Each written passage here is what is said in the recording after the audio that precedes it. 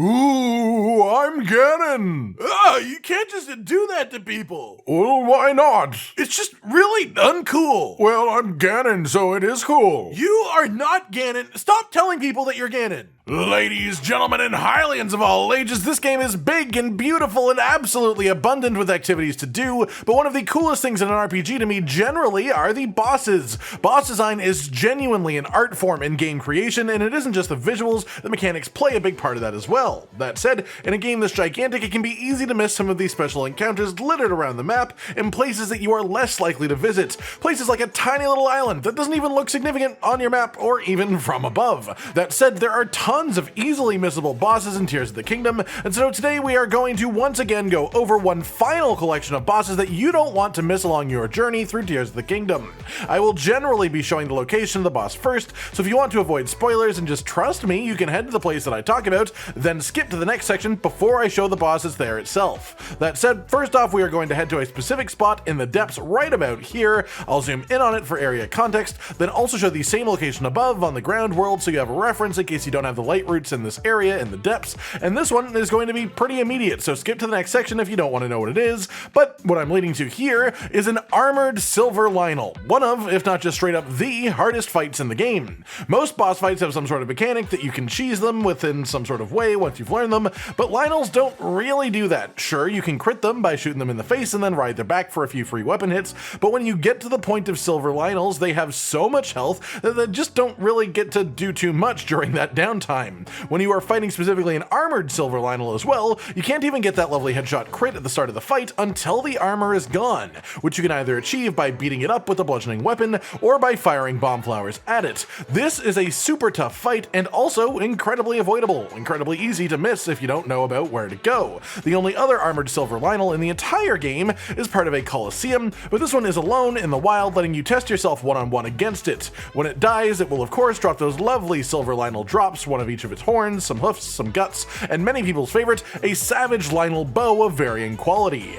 Next up then, let's talk about one that is a bit more convoluted to actually reach. Across the map, there are 3 labyrinths, one in the northeast, one in Gerudo Desert, and one in the Hyrule region. These are large cube-like structures with 3 levels, one on the ground, one in the air, and one in the depth. Completing this is a sort of puzzle or challenge. You start with the ground level, then it will send you to the sky level, and then it can let you go to the depths. The depths level of each labyrinth is actually specifically a boss fight with a relatively challenging enemy depending on how much you've upgraded your equipment. Quite specifically, it's a boss. The boss in question, a Flux Construct 3. I've talked about these cube-based boys in the past. They are threatening, but relatively easy to take down once you've worked out their weak point, which is the glowing cube. Either fire a bomb flower at that cube or use Ultra Hand to pull specifically that cube out of it, and then you can beat up the glowing cube with your melee weapon while it's stunned. These are the hardest versions of this boss in the entire game, the beefiest statistically, and while there are technically other Flux Construct 3s around the map, these are technically the most rewarding of them, as killing them will actually grant you an armor piece, and once you've killed all 3, you will have the full Evil Spirit armor set, which not only looks incredible, it gives you a pretty cool set bonus too.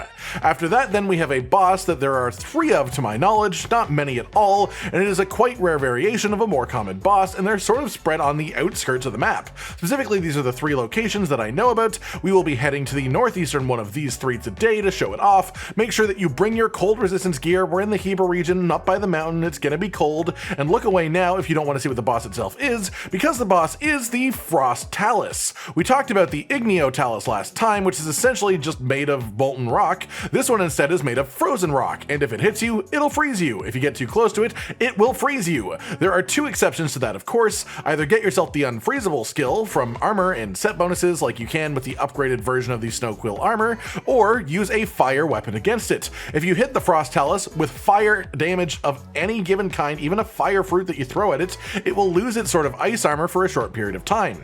Once that is done, you can just find a way to get on top of it without getting frozen however you please, whack its ore core with a bludgeoning weapon just like any other Talus. It's a really cool variation on the boss. Some might even say it's ice cold. It's fun, it drops a fair amount of sapphires and opals for defeating it, as well as the Frost Talus Heart, a unique fuse part that gives both bludgeoning damage to a weapon it's fused to, as well as cold damage so you can freeze enemies while bonking them on the head. You're cold? You're very cold? After that, we have something a bit similar to the last one, another rare boss variation. Again, there are a few of these around the map. This one is guaranteed location though, where you can easily find one without too much effort. Simply head over towards where I've pinned over here, and if you don't want to see it, look away now because it's quite obvious as we come in for a landing. This is another Talus, this one being the Luminous Stone Talus. This one doesn't have much of a unique fight or look as far as the way that it actually moves, but it is statistically stronger than a regular Stone Talus boss, and as you hit its core, it'll drop luminous stones instead of just, regular rocks and flint, and when it dies, it'll drop a luminous Talus heart fuse item. Like the Frost Heart, you can't actually pick this up and take it with you, so fuse it or lose it. The uniqueness of this one is just sort of glowing, and it is a bit stronger than the regular Talus fuse part. It does glow in the dark, so if you're mining in the dark, you can see what you're doing. It's nothing crazy, but it is unique from the base one, so it's still worth talking about here. After that, then let's talk about a sort of boss rematch down in the depths. There are quite a few of these, and to take part in the specific one at the location I'm showing here, you must have finished the Fire Temple dungeon. Once you have done that though, simply head to the location, and once again, look away now if you don't want to see what it is. You will have a rematch with the Marbled Goma boss. This one is sort of interesting as a rematch, as in the original fight, when you get to the second phase of the boss, it will jump onto the roof of the arena and you have to play with the angles of it, but down here it is just in pure open space, so it doesn't do that. It does get the rock attacks that it uses in the second phase still, but it is definitely interestingly less unique than its original fight just because of where you fight it. That said, just take out the legs and beat up the eye, same way you did the first time you fought this, no problem. When it dies, it'll drop a piece of its body that you can use as a fuse material, but you cannot take it with you. It has a decent amount of fuse attack power, but doesn't give a weapon fire damage or anything like that, sadly, and it doesn't count as a bone weapon for bone weapon proficiency either. It's cool, and that's about it. Other than that, this will also unlock a chest the first time that you defeat it that holds a huge crystallized charge for a nice little battery upgrade all in one drop. After that, for our next boss, you'll want to head to the Gerudo Desert. Specifically, I'm going to lead you to the east. As well, there are a couple of these. This one isn't tied to a quest or anything. It just exists, and it's there if you happen to come across it, which means it's very easy to miss it. You want to go to the Eastern Barrens, and you can just chill here until your Joy-Cons start to vibrate on the sand. At which point, you probably want to head to higher ground because this boss is a Molduga. If you stand on the sand, it can sense you, and it will attack for ridiculous damage. These things are actually really strong. So go sit up on a rock or something like that, throw something or shoot an arrow down to the sand, and it'll come pop itself up, hit it with a bomb flower while it's doing its attack to stun it, and then whack it in the face with a melee weapon while it is down. Repeat this until it's dead. On death, it'll drop its parts, things like the Molduga Jaw, which is the highest fuse attack power bone part in the game, other than Gibdo Bones, which break in one hit, and it'll also drop a couple of pretty high tier weapon chests that can actually give you some pretty good stuff if you get lucky. Then finally, this will actually be 3 bosses. Specifically, it is 3 variations of one boss with different movesets on each one and different weapons on each one, and they're found in 3 different locations. This one is hard to do without spoilers, so here is the first location over here, but just know that once you've seen the first one of these, the others are pretty obvious, so let's just dive into the fact that this one is in fact Phantom Ganon. This one is in the middle of a pretty small tree stump area. First, of course, it's the Gloom Hands enemy. These are the first phase of any Phantom Ganon fight, so dispose of them with AoE attacks to make it nice and quick, and then the actual boss will spawn. This is the club-wielding variation of Phantom Ganon. He uses slow, big, heavy-hitting attacks, and he can do a really long-duration move where he just slowly fills the entire area with gloom unless you shoot him in the face with an arrow. On defeat, he will drop a pile of dark clumps, and then he will also drop his weapons. The Gloom Club for this one, and then also the Demon King Bow, which has higher attack power the more hearts that you have. Secondly, we'll be heading over here to this little island on the outskirts of the Great Hyrule Forest. It looks totally normal from afar, or even directly from above, but the second that you land, more Gloom Hands will spawn here. Defeat them again to get the Phantom Ganon boss for this location to spawn, which is the spear-wielding Phantom Ganon. This one is pretty easy to flurry rush, as most of his attacks are jabs rather than swipes, so just do a side dodge and you'll pretty much get that flurry rush and beat him the hell up in slow motion. On defeat, you'll get exactly the same rewards, except this time you'll get the Gloom Spear weapon instead of the Gloom Club. Then finally is the sword-wielding version of this enemy. I'll be bringing you to this location for it in Lindor's Brow Cave, as this is the easiest one to actually access, though any of you who have done the Master Sword quest will already know of another spot for this enemy.